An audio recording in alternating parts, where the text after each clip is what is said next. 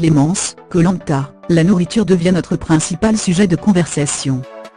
Chaque semaine, Clémence Castel nous livre sa vision de son Koh-Lanta, le combat des héros, diffusé vendredi 13 avril à 21h00 sur TF1. Coulisses, amitié, stratégie, vous saurez tout. Dans une aventure comme Koh-Lanta, après quelques jours de survie, un élément pointe le bout de son nez, le manque cruel de nourriture. C'est encore plus vrai dans cette saison du combat des héros, où nous n'avons accès ni à la ration de riz habituelle, ni au feu qui permet de faire cuire les aliments. La nourriture devient notre principal sujet de conversation, et nous partageons alors nos recettes préférées, ou les adresses de nos restaurants favoris.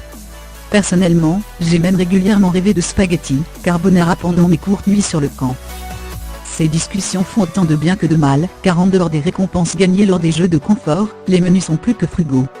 Ils sont en effet essentiellement composés de noix de coco, avec les effets laxatifs qu'elles entraînent, de manioc, de crabe, de poisson et de quelques fruits trouvés au hasard de nos expéditions en forêt. Portions équitables. La question du partage des denrées se pose également. Dans un groupe, comment faire pour que personne ne se sente lésé? Est-ce que les plus gros gabarits ont droit à une portion plus importante?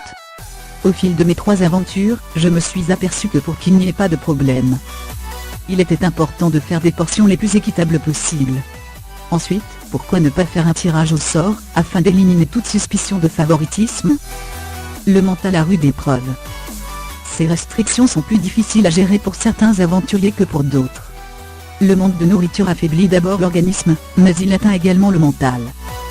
Accomplir le moindre mouvement devient une épreuve, nous sommes alors à fleur de peau, et la moindre contrariété peut avoir des répercussions, pleurs, colère, etc. C'est à ce moment-là qu'il faut essayer de se raisonner, et que la force de caractère doit être plus forte que la sensation de faim. On le sait, dans Koh-Lanta, le moindre écart peut se payer très cher.